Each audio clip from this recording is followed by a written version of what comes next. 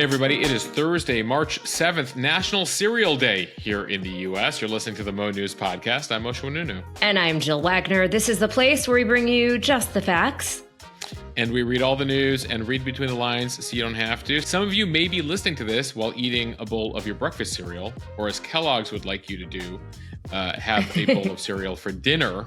If you're listening to us late, Jill, welcome back. Moshe, thank you for holding down the fort on a big night, Super Tuesday. I really appreciate it. I needed about 10 hours of sleep, and I finally feel like a normal person. I think my voice sounds like a little bit better. Too. Yes. Yeah. Not painful for me or the listeners. Well, we're glad to have you back as we close out a week here. We're on the tail end.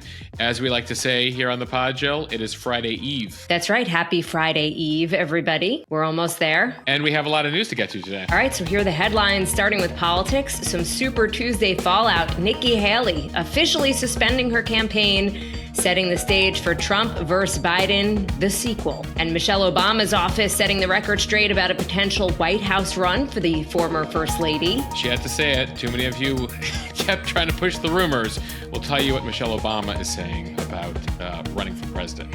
And how Biden is prepping for tonight's State of the Union, likely his biggest audience ahead of the November election. We have our annual State of the Union bingo cards coming your way. We'll tell you about them. To the Middle East, a Houthi attack on a shipping vessel off Yemen kills 2 people, the first deaths from the terror group's attacks. And closer to home, violence gets worse in Haiti as gangs there refuse to let the prime minister back in the country and threaten an all-out civil war. In New York, what the governor is doing to tackle surging crime on the subway. In economic news, when the Fed might start cutting interest rates. Where a type of whale that vanished from the Atlantic was spotted again after more than 200 years. And what is a Coolcation and why it is the latest summer travel trend. Plus, Moshe is on this day in history. Jill, it's the birthday for the telephone and the game of Monopoly. We'll tell you about the history for both. All right, let's start with presidential politics, where the stage has been set for Donald Trump versus Joe Biden, Part 2. Nikki Haley officially suspending her presidential campaign on Wednesday after losing every state but Vermont in Super Tuesday's primary contests, ceding the Republican nomination to former President Trump. Her only other victory was the GOP primary in Washington, D.C. Now, as for whether she's going to throw her support behind Donald Trump, not quite yet. I have always been a conservative Republican and always supported the Republican nominee. But on this question, as she did on so many others, Margaret Thatcher provided some good advice when she said, quote, "Never just follow the crowd. Always make up your own mind." It is now up to Donald Trump to earn the votes of those in our party and beyond it who did not support him. And I hope he does that. One person who did back Donald Trump, Senate Republican leader Mitch McConnell, they haven't spoken in more than 3 years after McConnell blamed Trump for the January 6th attack on the Capitol. But on Wednesday, shortly after Haley dropped out, he said, quote, "It is abundantly clear that former President Trump has earned the requisite support of the Republican voters to be our nominee for President of the United States. It should come as no surprise that as nominee, he will have my support." Yeah, we should say McConnell has had to endure hundreds of social media posts and mentions in Trump's speeches, mocking him, mocking his wife, sometimes in racist terms when it comes to his wife, who's originally from Taiwan. And yet, McConnell, a loyal Republican here, a reminder, things got so bad in 2021 after January 6th, McConnell was ready to convict him after he was impeached the second time on January 6th. And McConnell was hoping that enough Republicans would join him and Democrats to ban Trump from running again. Unfortunately for McConnell, as he looked around the following month there, not enough Republicans were ready to do that. And so here we are again. McConnell, who, by the way, is stepping down as leader, so he doesn't have to deal with Trump as leader next year if Trump is reelected, getting behind the president here. So if you have Mitch McConnell behind you, basically that means that most elected Republicans, if they haven't already gotten behind President Trump, they will be getting behind President Trump here. Exit polls do show, though, that a significant chunk of Haley voters are not ready to vote for Trump or do not intend to do so in the fall. For example, in North Carolina, that's a swing state with a growing population of college-educated Republican voters, 81% of those who voted for Haley said they would not be voting for Trump in November. Jill, we took a poll of Haley voters in the mo.news community on Instagram yesterday. Again, this is not scientific, but these are, in rough terms, what they told us. Of about 3,000 or so Haley voters who follow us on the Instagram account and chose to vote here in our poll, 50% of them said they would go to Biden, 20% to Trump, 15% to an independent candidate, TBD, and 15% said they would stay home. Obviously, this is just hours after she got out, so there's a lot of time between now and then. And you see the two sides making their pitches for the Haley voters. First, Biden. He released a statement on Wednesday inviting her supporters to join his team, so to speak. He wrote in his statement, it takes a lot of courage to run for president. That's especially true in today's Republican Party. Nikki Haley was willing to speak the truth about Trump, about the chaos that follows him, about his inability to see right from wrong, about his cowering before Vladimir Putin. Trump has made clear he does not want you. I want to be clear. There is a place for all of you in my campaign. Then you had Trump release his statement. He says in his Truth Social post, Nikki Haley got, in all caps, trounced last night in record-setting fashion. Much of her money came from radical left Democrats, as did many of her voters. At this point, I hope she stays in the race and fights until the end. I would further like to invite all Haley supporters to join the greatest movement in the history of our nation. All caps, Biden is the enemy. He is destroying our country. So those are the two pitches so far from Joe Biden and Donald Trump for the Haley voters. But it's interesting, Jill, because Trump certainly has worked with Haley voters, but based on some of the numbers on Super Tuesday, it sounds like Biden has some work to do as well. Right. So Biden won in a landslide on Super Tuesday. He's on the verge of locking in the nomination. But where he may pick up votes with moderates, he is facing challenges with progressives and younger voters in his own party. Like in Michigan, an uncommitted vote saw a bit of traction in a handful of states on Super Tuesday. It comes as progressive, Muslim, and some younger voters look to send a message to the president that he needs to support a permanent ceasefire in Gaza, and they are just not happy with how he has handled the Israel-Hamas war in general. Grassroots groups organized quickly after a similar effort in Michigan last week exceeded its goals with about 100,000 votes, or 13% of the vote. There were a few Super Tuesday states, Alabama, Colorado, Iowa, Massachusetts, North Carolina, and Tennessee, that had an option on the Democratic ballot where voters could decide not to commit to a specific candidate. In Minnesota, about 19% of voters chose uncommitted, which means a number of uncommitted delegates will go to the Democratic National Convention this summer. Minnesota has a large Muslim population and a large progressive voter base, all a factor in this increased protest vote. Speaking of Minnesota, three-term Minnesota Congressman Dean Phillips has officially ended his long shot bid for the Democratic nomination. He is not very different policy-wise from Joe Biden. He did try to make the argument, though, that Biden is just too old for the job. Yeah, he was running as a moderate, said, I agree with everything Biden has done. I just think he's done. He's too old. But the age argument did not appear to be enough this cycle. Remember, Nikki Haley made the same case against Trump, saying, he's just too old.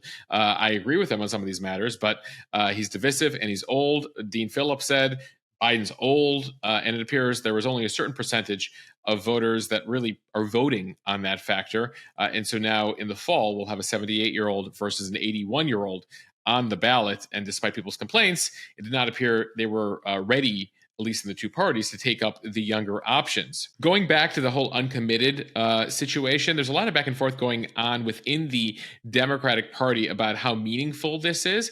We also spoke to folks who voted uncommitted in the various states in the mo.news community. I asked them, what's your plan for the fall? The vast majority of them saying, I just wanted to register my complaint that we didn't have options, my complaint about Biden's views, but I will be voting for Biden in the fall. There were a couple people who said they will be going independent for an RFK Jr. type if he turns out to be on their ballot in their states. Remember, he's only on the ballot in 2 states right now, in Utah and New Hampshire, and has to spend a lot of money to get on all the ballots. You also have some independents like Cornel West and Jill Stein, who might pick up some progressive votes. But for the most part, it appears, it was just people letting off steam. The question is, how many of them will come back into the tent, and what case will Biden have to make to them to get them back within the tent. Yeah, Nate Silver from 538 Politics, he has said that he thinks the media is overplaying the uncommitted vote, and he doesn't think that it's going to play a big role in November. I guess we'll see. I mean, he's the statistician. He's a statistician. He's been right. He's also been very wrong, Jill. So we'll see what predictions will play out from Nate there. He certainly studies the numbers. But the media likes to look for a story in this is all we've got. Well, it's been a very boring election, folks. We had American Samoa. Last night I told you about that on yesterday's podcast. Like the random dude who spent $500,000 to get 51 votes to Biden's votes in American Samoa. This is what we got in what was a very boring race here. We should say major props to Nikki Haley, by the way. She was the first one to run against Trump, the last one to get out. She's the first female GOP candidate to win a primary. So certainly made some history in her own right. Another woman people have been talking about running for president, who's trying to put it to rest here, Michelle Obama put out a statement in the last 24 hours. There's been this theory going around on the right-wing media for a while now that it's somehow Biden's going to step down, put Michelle Obama in as the candidate. Barack is running everything. With no evidence. There's been zero evidence that this is the case, but people like to fantasize about it. Also, people on the left. Michelle Obama, probably one of the most popular people in America. Well, Michelle Obama's never really liked politics. And I've said this multiple times on this podcast, in our newsletter, on the Instagram account. She didn't like politics when her husband was president. She didn't want him to run for re-election in 2012. She hates it. And the fact that people thought she would run for president, beyond wild. Well, there's been enough of it now where she put out her spokesperson and they said, listen, we got to cut this out already. So they put out a statement yesterday, gave it to NBC. And this is what it says. As former First Lady Michelle Obama has expressed several times over the years, she will not be running for president. She supports President Joe Biden and Vice President Kamala Harris's re-election campaign. And that's that. That's the statement from Michelle Obama.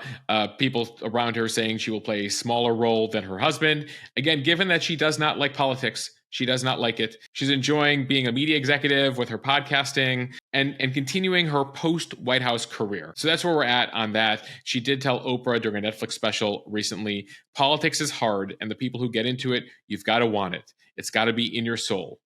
It is not in my soul. Okay. Do you believe her? Do you believe her, everybody? I do, Bosch. I can tell you that. Sticking with it sounds like the people who want her to be president will literally have to drag her into politics. Well, sticking with politics a bit longer, tonight, President Biden is giving his final State of the Union address before the election in November, likely one of his biggest audiences before Election Day. The New York Times is reporting that Biden spent last weekend drinking throat-soothing tea, same Z. Sounds like someone I know, yeah. Guided by teleprompters and surrounded by 6 aides and 1 historian, John Meacham, honing his State of the Union speech. He was at Camp David and he had a copy of the book Possible, How We Survive and Thrive in an Age of Conflict. It's from William Ury, an international negotiation expert. Famous for the book Getting to Yes, if you've ever had to read that in a negotiation class. The White House hasn't said which topics he'll hit tonight, but you could expect to hear Biden talk about, of course, the war between Israel and Hamas, the war in Ukraine, abortion, immigration, China, and other topics. His aides say they will continue editing the speech right until Biden gives it. So, Moshe, what will you be watching for? A couple things. One, our favorite game every year, Designated Survivor. Who will have to stay behind for the unlikely scenario that the Capitol gets blown up and that person will have to run our government? You know, you might be familiar with it from the Kiefer Sutherland series that aired, but that's a real thing. They have to always pick a cabinet secretary, usually then a member of the Supreme Court, some members of Congress, who don't get to sit in the room in the, a very unlikely, terrible, horrific circumstance that something bad happens. So that's just kind of a fun game to play. Usually find out about who that is about 5 minutes before the speech tonight. The big thing, Jill, I think everyone will be watching for is energy level. He has to show the country he is up to it. He is asking for 4 more years. He's asking the country to give him the keys to the car for 4 more years. So he's got to show that he can drive the car. And then the speech itself will give you a sense of where he'll take us on that trip. So the delivery is give me the keys, and the speech itself is here are the places I will take you. This is why I should give you 4 more years. So he'll effectively give us a recap of the last 4 years. What has he accomplished? That's been one of the issues the White House has had here is their communication that I think it's fair to say has not been very good in terms of touting their accomplishments, explaining what they're doing. It is a key position being president, being key communicator, being the explainer in chief. And it's not a role that Biden really is comfortable with or has done particularly well. So that'll be interesting to see. You mentioned some of the topics he'll get into.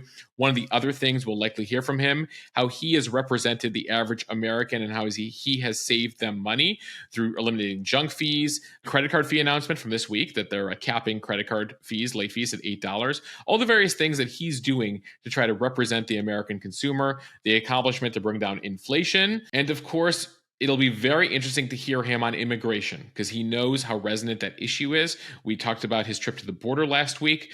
So how will he make his argument about immigration and the border at a time where the majority of Americans view him negatively on that? And frankly, a majority of Americans view him negatively. So we will see what happens here. Presidents typically go draft by draft by draft, finalizing things as the hours and minutes get counted down. It'll get put into a teleprompter. And then, of course, one of the other things that you always have at the State of the Union, guests. We'll look for who the special guests are that he has in the balcony sitting around the First Lady.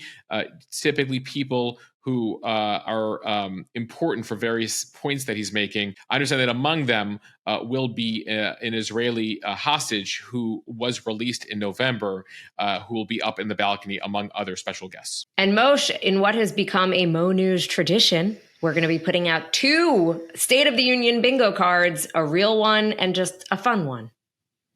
Yes, we did it last year. For many of you, you're like, this is the only reason I watched the speech to see if I got bingo. So we'll have one where these are things that we think Biden might say that'll get you to bingo. And then a fun one with, fantasy ideas or crazy things that could happen, or we wish they might happen. So we'll have both of them linked. Both of them are linked in today's morning newsletter, as well as over on the Instagram. All right, time now for the speed read from the Wall Street Journal. At least 2 people on board a Barbados-flagged ship died after it was struck in an attack claimed by Yemen's Houthis on Wednesday. It is the first known loss of life since the group began attacking ships in the Red Sea in late November.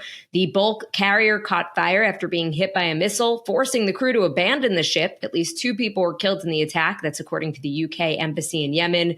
And several sailors were also injured. Yeah, yesterday we told you about those internet cables that were snipped. The Houthis are back above water here, it appears, continuing to attack commercial ships. This is something they say they've been doing in retaliation for Israel's war in Gaza since November, though the group has been targeting a lot of ships and other targets completely unrelated to that war. They've conducted more than 60 attacks now in the Red Sea over the past couple of months. The U.S., UK, and other allies continue to strike the Houthis on land, but it appears here they continue to have capability on the water. It comes as they sank a British ship in the last couple of weeks that had tons and tons of fertilizer on board, causing an environmental disaster in the Red Sea. So we'll continue to monitor that aspect of the conflict as it continues there. From Agence France Presse, or the AFP, as I prefer to pronounce it, the UN Security Council held an emergency meeting on Wednesday about the worsening situation in Haiti as the U.S. ramped up pressure on Prime Minister Ariel Henry to usher in a political settlement. He is still out of the country. Armed gangs who controlled swaths of the country launched a coordinated effort to oust Henry last week, attacking the airport, prisons, and police stations and threatening a full-scale civil war. The U.S. is calling for the prime minister to hold free elections, but did not urge his resignation, a key demand of the powerful gang leader Jimmy Cherizier. He also goes by the nickname Barbecue. The prime minister has been in power since the 2021 assassination of the president, Jovenel Moïse. Henry was due to leave office in February, but instead agreed to a power-sharing deal with the opposition until new elections are held. Cherizier warned Tuesday that the worsening chaos would lead to civil war and genocidal bloodshed unless Henry stood down. Yeah, it's a very concerning situation in Haiti, as we've been telling you on the pod in the past couple of weeks. Haiti's always suffered from record poverty and violence on the island. It got worse after that devastating earthquake in 2010, which the island has never really recovered from. And then you had the assassination of the president, the appointment of this prime minister, but then this all-out gang warfare. Henry has been going around the world saying, I need help.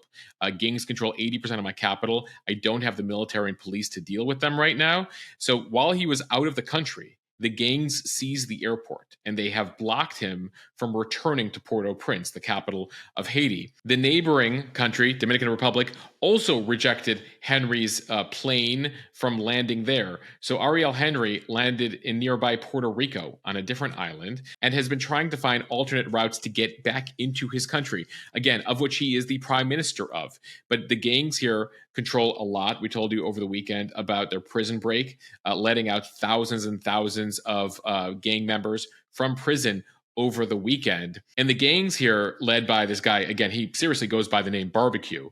They have an alliance of gangs on the island. He says they're going to unleash the next wave of violence here.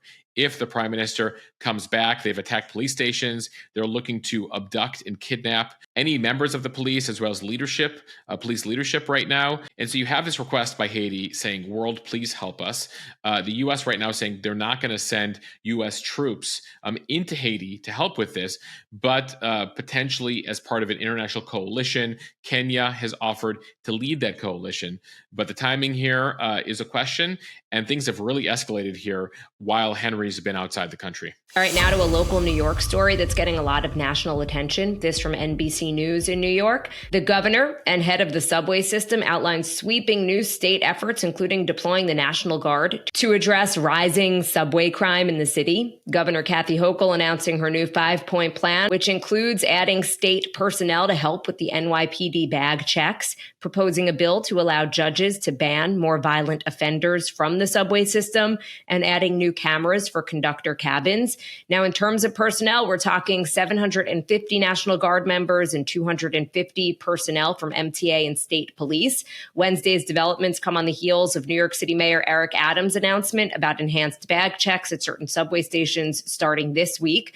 Adams also saying the city continues to review metal detection technology for subway entry, but nothing is imminent. We should keep in mind here, as we talk about the New York City subway system, that 1 billion people every year take the subway, several million people a day, I should say, including myself. And it is considered relatively safe, though they have seen an uptick here in crime, about 15% increase in felony assaults. There's been about 97 this year, up 13 from the same period in 2023, about 1.5 incidents a day, according to the numbers, again, with several million people riding the subway again, just to put it into context. Because I'll get messages, Jill, from people being like, oh my God, you're on the New York City subway system. I'm like, yeah, my odds actually are worse above ground with Uber drivers and taxi drivers than sometimes on the subway system, as far as I'm concerned.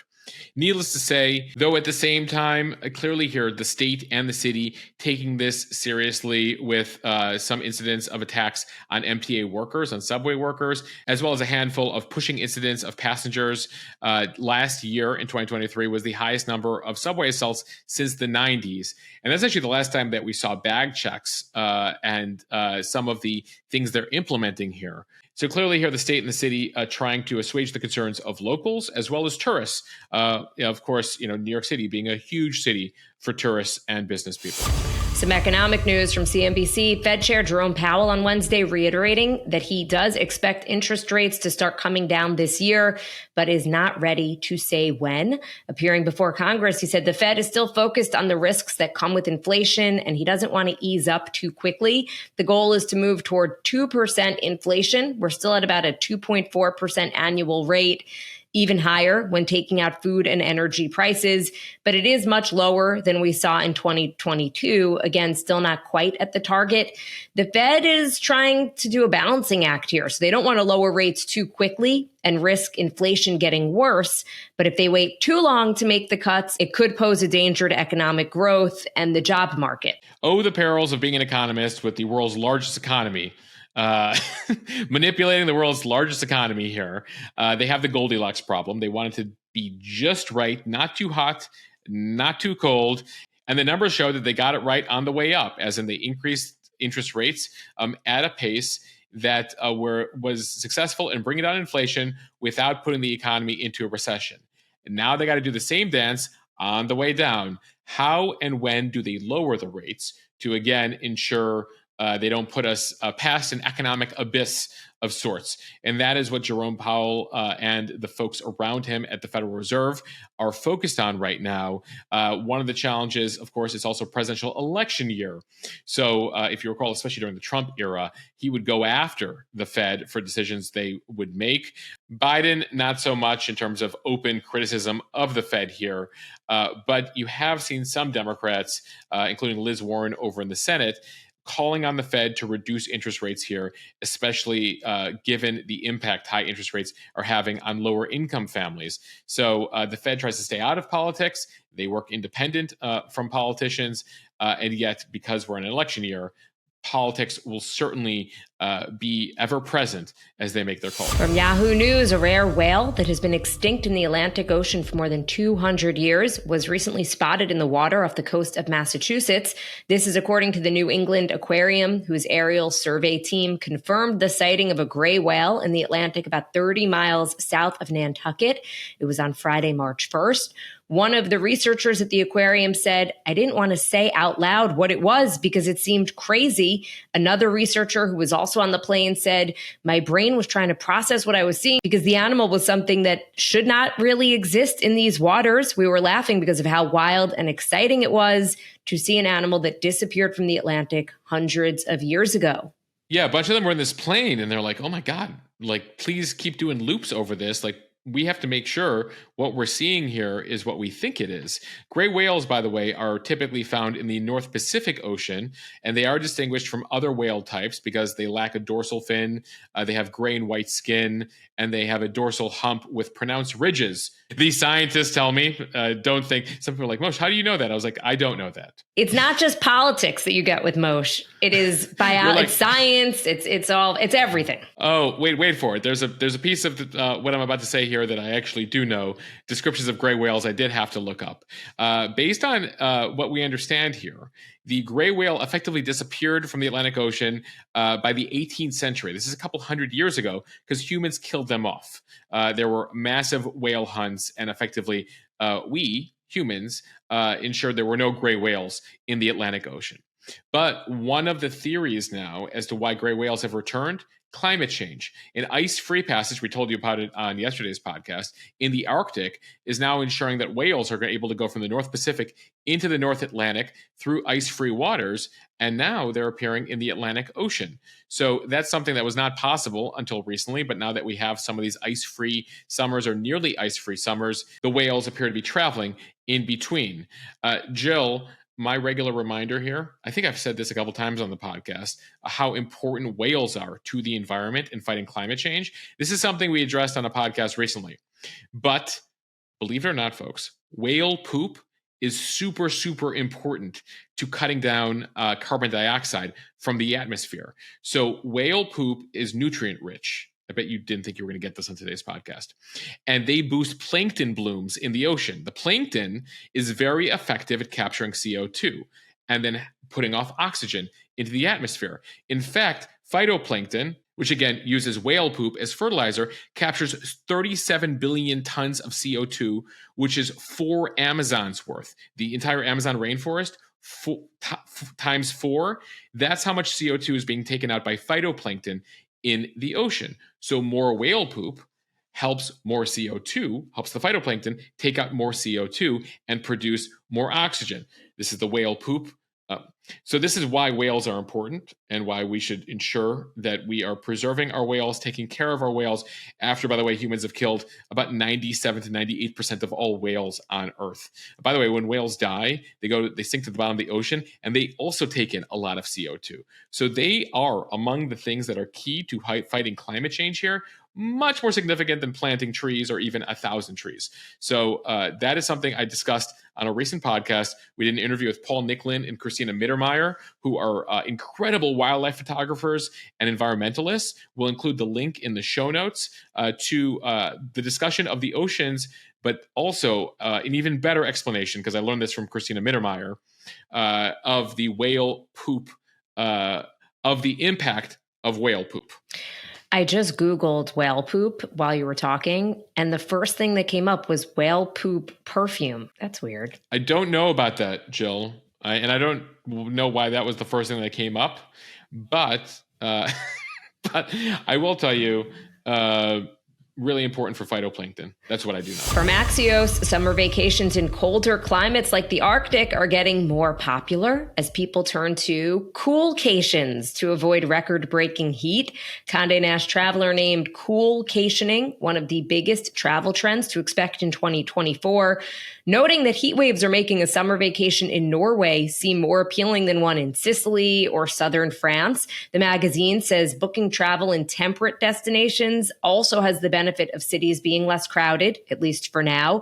Iceland, Finland, and Scotland, already popular for summer travel, are getting even more so. And the Baltic nations are also on the rise. Yeah, there's the temperature and there are the prices. If you've tried to book a vacation recently to places like Italy, Greece, Spain, Portugal, hot when it comes to demand, hot when it comes to temperature. So you have been seeing more people booking in Northern Europe and other northern locations. A British travel company tells the paper it saw demand for Arctic destinations increase 235% last year versus the year before. Though, Jill, just to put this in context, we're not talking about the majority of people traveling to these places, right? Italy, the Parises of the world, still pretty popular. Yeah, reality check here. The top travel destinations in 2023 were Paris, Dubai, Madrid, Tokyo, and Amsterdam. As they note in this article, no one is saying, oh, I can't possibly go to Tuscany. You know, Italy is still a top destination. Although I did have a friend who went last summer during the heat wave, and she said it was miserable. She was like, there was no air conditioning in our hotel. We had to switch to a different hotel. So the heat is a real issue. I also thought it was fascinating what else Condé Nast Traveler was predicting that were going to be the big trends in travel: home swapping, frontier tourism, eco diving, and something that they're calling skip gen travel, which is when grandparents go on trips with their grandchildren. I guess the generation that they're skipping is the parents. Yeah, Carol Wagner taking the kids anywhere this summer. I think they need to get a little bit older. But yes, I'm totally all about this trend. I think it's awesome. All right, now time for On This Day in History. On this day in 1876, 29-year-old Alexander Graham Bell receives a patent for his new invention, the telephone. Just a couple days later, he would make his first telephone call as he demonstrated his ability to, quote, talk with electricity. So Graham Bell, the first phone call ever made, is Graham Bell calling over to his assistant in the next room, Thomas Watson, and the first words uttered, Mr. Watson, come here. I want to see you. So if you're looking for that piece of trivia, by the way, just several months later, Graham Bell would demonstrate it for the public, and Watson was in a different building. So that was the first quote unquote long distance call. The first phone calls, including the first call this week in history, being a call to the other room. Jill, does anybody actually still call another person on the phone anymore, or is it all texting? I do. Actually, I'm still a big phone talker. To another invention today, on this day in 1933, Monopoly turns 91 years old today. On this day in 1933, Charles Darrow created the game Monopoly with three other designers. The board that they created was a circular board. There were, though, a few other games very similar to Monopoly, including one called the Landlord game, which Monopoly was derived from. It turns out Darrow, by the way, would go to a friend's place, play this Landlord game. The friend knew the rules by heart. And at some point, Darrow's like, can you write down the rules for me? And they're like, why? Well, because Darrow wanted to make some money off this whole thing. As far as the playing pieces are concerned, the iron and the thimble, these were all things Darrow found in his house, at least as he tells it. Also, the boards, various places you can buy are based on places in Atlantic City. So he showed his game to Milton Bradley, one game company. They rejected it. Parker Brothers, though, said, yeah, we think you have something here, Darrow. So Parker Brothers would turn it into a thing, make tons of money off of it. So would Darrow. Now to the truth, Jill, that would come out years later. A woman named Lizzie McGee had actually invented the landlord game 30 years before Darrow. Came up with the whole concept. She had put it out there, though it didn't gain much traction. And that apparently was the game which Darrow would play at his friend's house. So McGee, by the way, as Parker Brothers tried to make sure they had everything kosher to continue to sell this, paid McGee $500 for the rights to her game so they could have the trademark on everything. She would only find out later as to why they paid her $500 for it when she finds out that Monopoly, derived from her landlord game, was selling like hotcakes out there, and other people were making millions of dollars off the entire thing. So McGee does a bunch of interviews, frustrated about the whole story. So we just here on the Mo News podcast want to give Lizzie McGee her due and not give all credit to Charles Darrow. All right, and then fast forward now to 1987. On this day, a boxer by the name of Mike Tyson became the youngest heavyweight champion at the age of 20. He acquired the World Boxing Association Championship belt. Mike Tyson on this day in history. We end here with a bit of music history. On that same day, March 7th, 1987, the Beastie Boys make pop history as the first hip-hop act to have a #1 album with their album License to Ill. It featured You Gotta Fight for Your Right to Party, Brass Monkey, and No Sleep Till Brooklyn. So a lot of bangers on that first Beastie Boys album. We are big Beastie Boy fans in this house, and my daughter has a Beastie Boy shirt, and it says Beastie Boys in the front, and then on the back it's a few B's, tea, like a cup of tea, and then boys, like a picture of boys, and it's they're very literal. Jill, we should just note as we talk about the Beastie Boys, they're all about to turn 60 if they haven't already in the next couple of years. Why do you do this to me, Moshe? Is this what I Jill, need? on this day in history, we're just trying to keep it real. Jill, before we go, on this day in history, Dina Silverman was born. We mention her because I'm told by her friends that she is a huge Mo News listener and has recruited, according to one friend, at least 100 listeners for the Mo News podcast. So a happy birthday, a special shout out to Dina.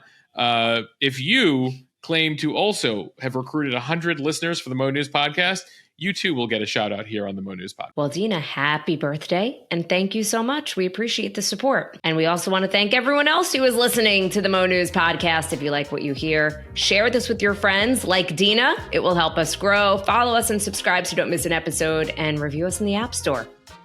Yeah, it doesn't sound like Dina has any more friends to, she's already gotten 100 people aboard. Now, I'm not just diminishing you, Dina. You might have more than 100 friends, but we're very grateful for your 100 friends. I don't know 100 people that I could recommend a podcast to. I guess if you do it over social media. You do, Jill. You have like 7,000 people over on your Instagram account, last I checked. That said, we appreciate the good word. We appreciate you reaching out to your friends, family, colleagues, strangers, baristas at your local coffee joint to get them to join and listen to the Mo News pod. Follow us on Instagram and subscribe to the Mo newsletter. Okay, bye, everybody.